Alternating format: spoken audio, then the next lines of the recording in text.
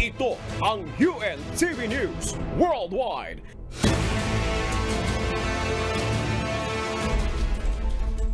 Yes, it's a beautiful Thursday. It's a beautiful day. Hello, Mary Jo. At syempre, hello sa ating mga kasambahay sa buong mundo. Salamat sa Diyos sa panibagong araw na kanyang kaloob sa bawat isa sa atin. Time check, ang oras po natin. 36 na minuto makalipas ang alas 4 ng umaga. Sa Baal Kair, Guten Morgen, Buenos Dias, Ohayo gozaimasu, good morning kuya, at magandang umaga mga kababayan sa Pilipinas. Annyeonghaseyo, Bert. First time natin nagtapat Magandang umaga naman po dito mula sa East Asia. Ngayon ay araw ng Huwebes, December 28, 2023. Mula sa Dubai, United Arab Emirates, ako si Bert Cerudo. At mula naman po dito sa Busan, South Korea, ako si Mary Jo Malariado.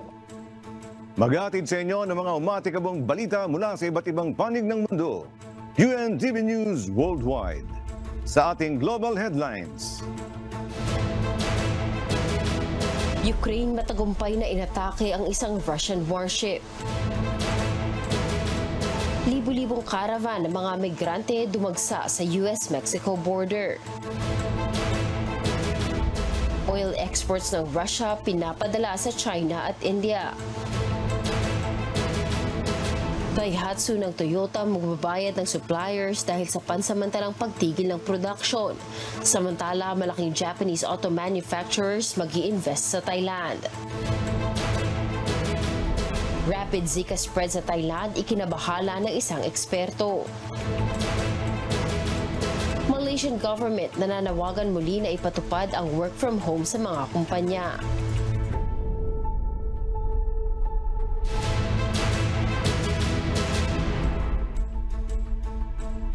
Una sa ating mga umatikabong balita. Isang mahalagang hakbang ang ginawang pag-aproba ng Turkish Parliament Foreign Affairs Commission sa application ng Sweden upang maging membro ng North Atlantic Treaty Organization o NATO noong December 26. Nagsumite ng application para sa NATO ang Sweden noong 2022 sa gitna ng invasion ng Russia sa Ukraine. Ang susunod namang hakbang sa membership ng Sweden ay ang pagboto sa Parliament General Assembly kung saan ang partido ni Turkish President Recep Tayyip Erdogan ang mayorya. Inaasahan namang papasa muli ang Sweden sa isang botohan na maaaring isagawa sa loob ng mga susunod na linggo. Kung marami ang boboto pabor sa Sweden, isasabatas na ito ni President Erdogan at magiging membro na ang Sweden ng NATO. Kumpirmadong napinsala ng Ukraine ang isang warship ng Russia matapos itong tamaan ng isang airstrike. Naging setback naman umano ito sa Russia. Mula sa Montreal, Canada, may umatikabong balita si Chris Fugaban live.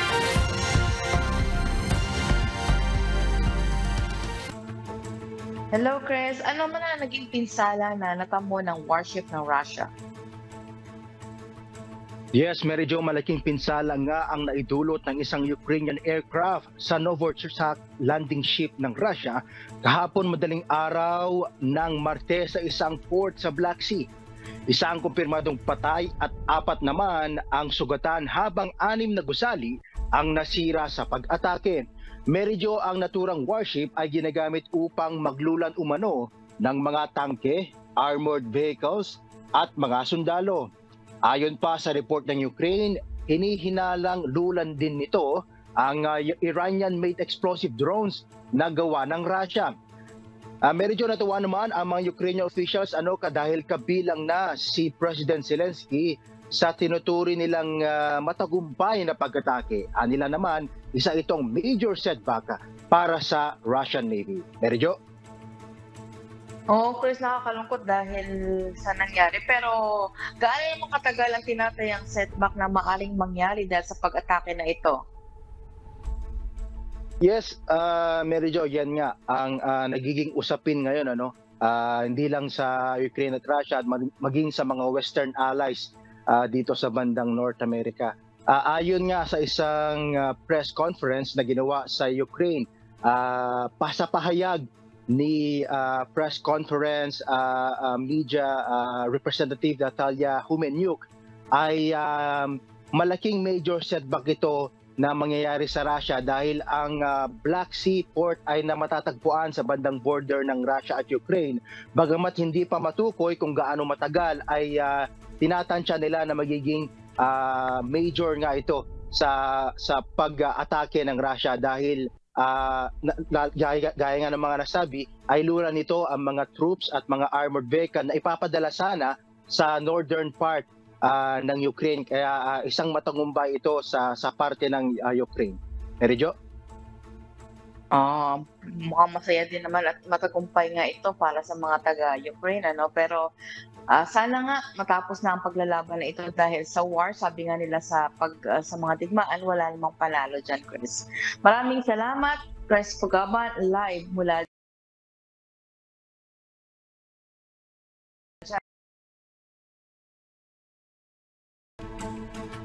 Pinapadala ng Russia ang maraming oil exports nito sa China at India.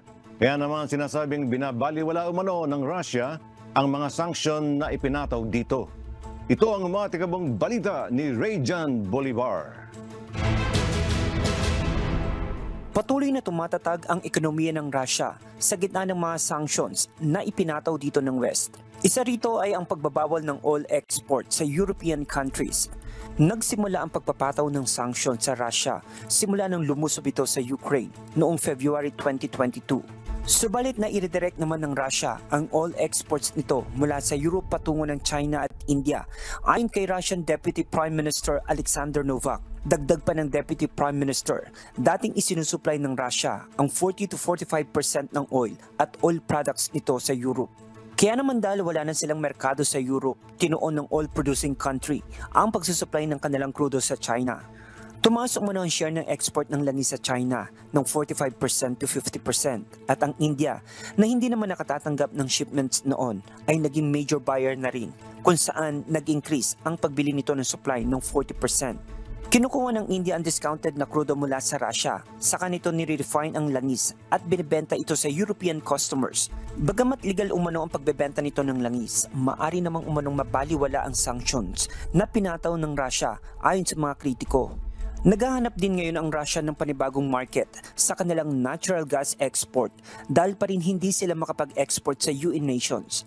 Ibinalita rin ni Deputy Prime Minister Novak na nag-develop pa umano ang energy industry ng Russia sa gitna ng mga sanctions nito mula sa West. Kaya naman inaasahan na aakyat ang revenue ng Russian oil, ang US ng 9 trillion rubles o 98 billion US dollars ngayong taon, ang level na kapareho bago ang gera noong 2021. Bukas naman ang Russia sa mga bagong buyers ng kanilang langis. Rayjan Bolivar, UNTV News and Rescue. Diyos ang aming sandigan, serbisyo publiko ang aming pinahahalagahan. Ini-extend ng Estados Unidos ang tariff exclusions nito sa ilang Chinese categories hanggang May 31, 2024. Sakop nito ang Section 301 sa 352 Chinese import at 77 COVID-19 related categories. Ito ang umatikabong balita ni Daryl Angeles. Ipinahayag ni Office of U.S. Trade Representative Catherine Tai noong Martes ang pag-i-extend sa Section 301 ng Trade Act of 1947. Layunin nito ang paglaban sa unfair practices ng trade partners. Sinimulan ito ng Administrasyong Trump upang maglagay ng taripa sa China noong 2018 at 2019. Umabot sa $370 billion ang naging taripa noon matapos makitang hindi maayos ang paggamit ng China sa US intellectual property at pagpilit nito sa mga kumpanya sa US na i-transfer ang ilang sensitive technology para sa kanilang negosyo. Kabilang sa import tariff exclusions ang industrial components tulad ng pumps at electric motors, ilang car parts at chemicals, bisikleta at vacuum cleaners. Ilan naman sa COVID-related exclusions ay mga medical products tulad ng face mask, examination gloves at hand sanitizing wipes. Dapat sana ay matatapos na ito sa December 31, ngunit nag-extend hanggang Mayo upang magbigay oras sa karagdagang konsiderasyon sa ilalim ng statutory 4-year review ayon kay Tai. niretain ng Administrasyong Biden ang taripa at nagdagdag ng bagong restrictions para pagbawalan ng export ng advanced semiconductors at mga equipment para gawin ito dahil umano sa mga security concerns. Daryl Angeles, UNTV News and Rescue. Diyos ang aming sandigan, serbisyo publiko ang aming pinahalagahan. Magbabayad sa suppliers ang Daihatsu ng Toyota dahil sa pagtigil ng produksyon bunsod ng safety issues. Samantala, mag-i-invest ang ilang malalaking Japanese auto manufacturer sa Thailand sa susunod na 5 taon. Ito ang mga tikabang balita ni James Bontuyan. Inanunsyo ng Daihatsu Motor ng Toyota noong Lunes, December 25 na magbabayad ang auto manufacturer sa kanilang domestic suppliers habang nanatiling nakahinto ang produksyon sa planta nito sa Japan bunsod ng safety scandal. Batay kasi sa isinagawang safety investigation, nasa 64 na models ang nakitaan ng mga issue, kabilang na ang halos 24 na ibinebenta sa ilalim ng pangalan ng Toyota. Ayon sa pahayag ng tagapagsalita ng Daihatsu noong Lunes, abot sa 423 na domestic suppliers ang kailangang bayaran ng Daihatsu bilang kompensasyon dahil sa pagtigil ng produksyon nito hanggang sa susunod na buwan. Makikipag-ugnayan ng kumpanya sa mga main suppliers para mapag-usapan ang naging pagtigil, gayon din sa mga maliliit na mga kumpanya para matulungan silang makakuha ng pondo mula sa Industry Ministry. Lubos na nakatutok ang Daihatsu overseas operations nito sa Southeast Asia. Ipinagpatuloy na rin ng kumpanya ang produksyon ng Perodua brand cars matapos itong makakuha ng regulatory clearance. Samantala, mag-i-invest ng 150 billion baht o 240 billion pesos ang ilan sa malalaking Japanese auto manufacturers sa Thailand sa susunod na 5 taon. Kabilang dito ang Toyota at Honda kung saan mamumuhunan ng bawat isa ng 50 billion baht of 80 billion pesos. Habang ang Isuzu naman ay mamumuhunan ng 30 billion baht o 48 billion pesos at ang Mitsubishi ng 20 billion baht o 32 billion pesos. Ito ay bahagi umano ng pagsuporta ng Thailand sa pagsusulong ng paggawa ng electric vehicle sa bansa ayon sa isang Thai government spokesperson. Layunin aniya ng Thailand na mai-convert ang ikatlong bahagi na taunang produksyon nito na 2.5 milyon na sasakyan sa electric vehicles sa taong 2030. James Bontuyan, UNTV News and Rescue. Diyos ang aming sandigan, serbisyo publiko ang aming pinahalagahan. Tinamaan ng malakas na bagyo na may kasamang hailstone ang East Australia. 10 ang namatay at libo-libo ang nawala ng kuryente noong kasagsagan ng holidays. Ito ang umaatikabong balita ni Access Talent. Matinding bagyo ang sumapit sa Victoria, New South Wales at Queensland, Australia noong December 25 at 26. 10 lang naiulat na namatay. Karamihan sa kanila ay natangay ng tubig baha at 2 naman ang nabagsakan ng puno, ayon sa mga otoridad.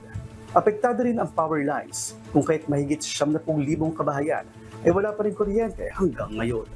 Ang pagkasira ng linya ng kuryente na dulot ng kasalukuyang thunderstorms at ang pinsala na dulot ni Cyclone Jasper na tumama sa Australia sa unang bahagi ng Disyembre ay maaaring nasa bilyon, ayon kay Queensland Premier Stephen Miles. Samantala, habang bumubuhos ang malakas na ulan sa East Australia, ilang rehiyon naman sa kanlurang bahagi ng bansa ay dumaranas ng bushfire. Ang extreme weather conditions sa Australia ay dulot ng El Niño phenomenon na karaniwang nagaganap sa buwan Disyembre hanggang Pebrero na siyang summer season sa bansa. Axis Salam, UNTV News and Rescue. Diyos ang aming sandigan, serbisyo publiko ang aming pinahahalagahan. Top virology sa Thailand nagbabala sa nakakaalarma ng pagtaas ng kaso ng Zika virus sa bansa. Kaya naman pinapayuhan ng mga mamamayan na mag-ingat at gawin ang mga inirekomenda ng pamahalaan. Ito ang umatikabang balita ni RK Liorca. Dahil sa mabilis na pagtaas ng kaso ng Zika virus sa Thailand, nagbigay babala sa publiko si Dr. Yong Powurawan, isang clinical virologist sa Chulalongkorn University, sa kanyang Facebook post noong Miyerkules, December 27. Ayon sa eksperto, ang Zika virus ay isa lamang sakit na may flu-like at less severe symptoms gaya ng pagkakaroon ng rashes, fever at headache, ngunit maaari naman itong magdulot ng serious complications sa iba gaya ng respiratory failure. Hindi rin anya ito mabuti sa kalusugan ng mga nagbubuntis dahil maaari itong magdulot ng congenital malformations sa ipinagbubuntis, premature birth at maging miscarriage. Kaya naman, pinayuhan ni Dr. Yong ang publiko, lalo na sa mga bata na hanggat maaari ay magsuot ng light-colored shirts, palaging maglagay ng mosquito repellent at umiwas sa mga lugar na may stagnant water o di kaya ay mas mabuting ma-eliminate ang mga ito upang maiwasan ang pagdami ng mga lamok na may taglay ng virus na ito. Sa kasalukuyan, ayon sa datos ng Public Health Ministry ng bansa, may 110 cases na ng Zika infection sa pasimula ng taon at mas tumaas pa ito na may pinakamadaming bilang ng kaso noong June kung saan may naitalang 30 katao na tinamaan ng naturang virus. RK Liorca, UNTV News and Rescue, Thailand. Diyos ang aming sandigan, serbisyo publiko ang aming pinahahalagahan. Sa Asia pa rin tayo, nananawagan ng Ministry of Health ng Malaysia sa mga kumpanya kung maibabalik ang work from home sa mga empleyado. Ito ay dahil sa tumataas na namang bilang ng COVID-19 sa bansa. Ito ang umatikabong balita ni Leigh Lloren. Patuloy na naman ang pagtaas ng bilang ng kaso COVID-19 sa Malaysia. Subalit, bagaman wala pang plano ang pamahalaan na ipatupad muli ang Movement Control Order o MCO sa bansa, hinihikayat naman ang mga kumpanya na ibalik ang work from home para sa mga empleyado. Layo nito na muling makontrol ang bilang ng nakahawang sakit at maiwasan ang pagkalat nito, ayon kay Datuk Seri Zulkifli Ahmad ng Ministry of Health o MOH. Subalit, nagtamo ito ng kritisismo ukol sa kanyang mga ginawang panukala noong pandemya. Anya, kinukwestiyon siya ng mga tao kung bakit hindi kaagad ibinigay ang mandato ng pagsusuot ng masks. Dagdag pa nito, ang mga pagbabagong gagawin ng ahensya ay mababatay sa scientific evidence at hindi sa emosyon. Sa ngayon, hinihikayat ang mga mamamayan na sundin ang mga standard operating procedures upang mapigilan ang pagkalat ng virus, gaya ng pagsusuot ng mask, pag-iwas sa mga matataong lugar, pagmamantini ng physical distance at madalas na paghuhugas ng kamay. Inaasahan naman ng MOH na muling bababa ang bilang ng COVID-19 sa Malaysia sa susunod na buwan. Nakapagtala ang MOH ng mahigit 65,000 active COVID-19 cases sa bansa. Leigh Lloren, UNTV News and Rescue, Diyos ang aming sandigan, serbisyo publiko ang aming pinahalagahan.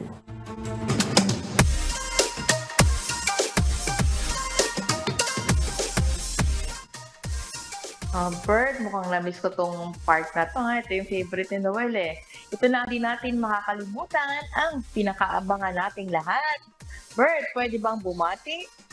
Ay, siyempre naman, pwede. Oo.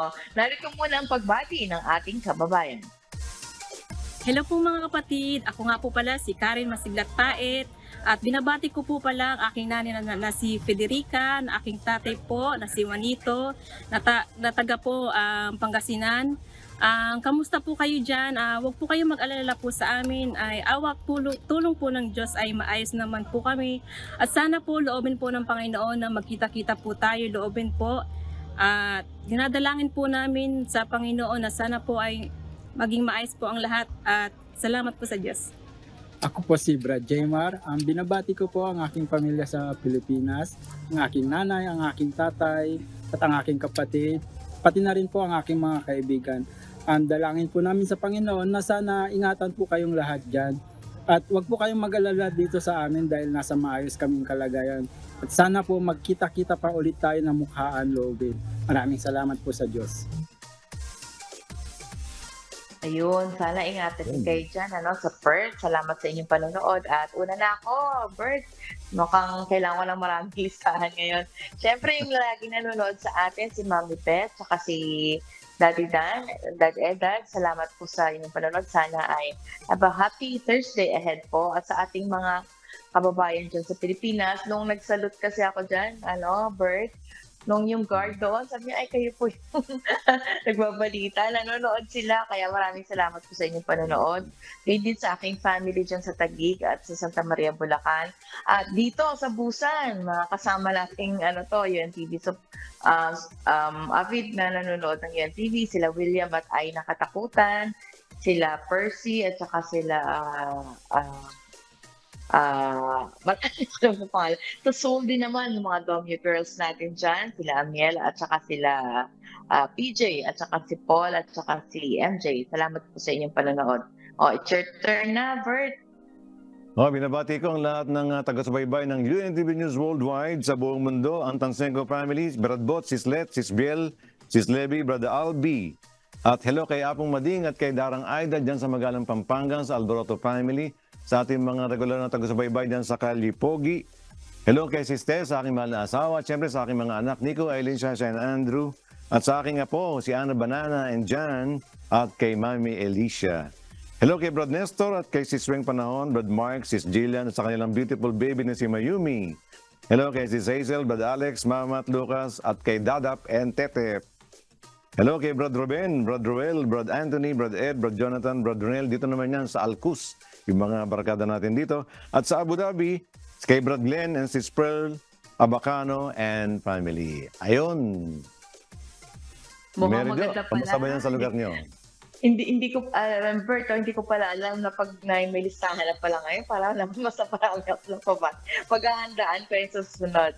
Well, dito naman, Bert, oo nga, bago tayo nag-umere kanina, napagkit ko nga sa'yo na malamig na dito. Actually, sa Seoul, na nalimutan ko, ay hindi ko naabutan, yung pag-snow doon. Kasi pag dahil ko dito sa Busan, saka naman pumatak doon yung malakas na snow noong 25, nung kasagsaga ng holiday. At dito naman ay malamig din, pero mas mainit dito kumpara sa Seoul at saka sa Jeju. Dito ay nagpa-positive naman. Sa ngayon ay 3 degrees lang.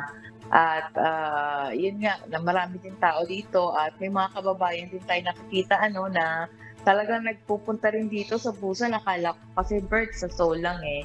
At yun nga, nagsi-celebrate din sila dito dahil wala din pasok noong nakalaang linggo. Kaya maraming din mga turista dito, Bert. Ganun dito, Mary Jo, dito sa Dubai, dahil nga ito ay panahon ng holidays at marami tayong mga kababayan na umuwi dyan sa Pilipinas at iba namang mga natira dito dahil malamig ang klima, dahil palamig na. Ngayon na December at yung papasok ng January and February, malamig pa yan.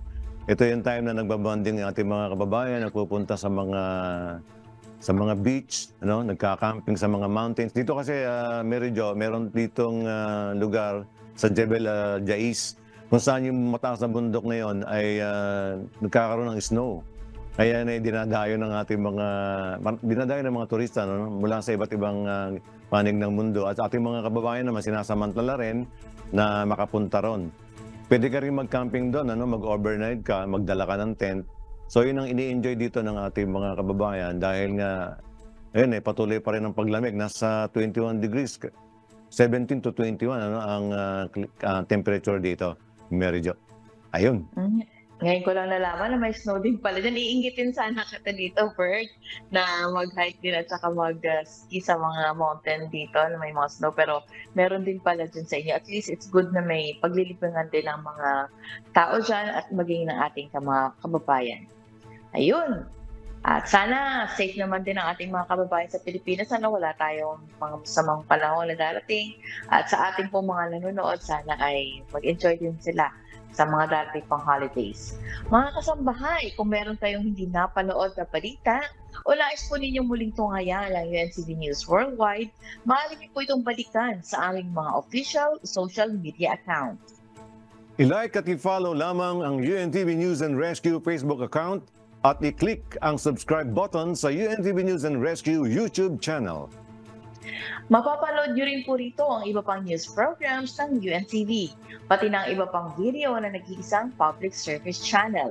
Kaya tara na, subscribe, like, and share. At narito ang mga salita ng Diyos na maaari nating baunin sa pagpapatuloy ng araw na ito. Nasusulat sa Book of Proverbs chapter 18 verse 16. A man's gift make it room for him, and bring it him before great men.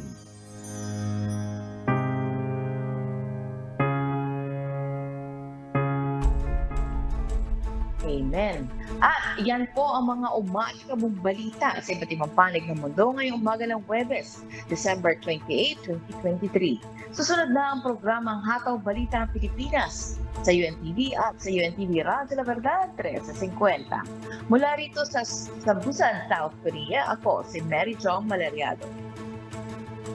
Sa ngalan ng lahat ng bumubuo ng UNTV News and Rescue at ng UNTV Radyo La Verdad 13:50, mula rito sa Dubai, United Arab Emirates, ako naman si Bert Cerudo. Dito sa UNTV at sa UNTV Radyo La Verdad 13:50, Diyos ang aming sandigan, serbisyo publiko ang aming pinahahalagahan. Maraming salamat po.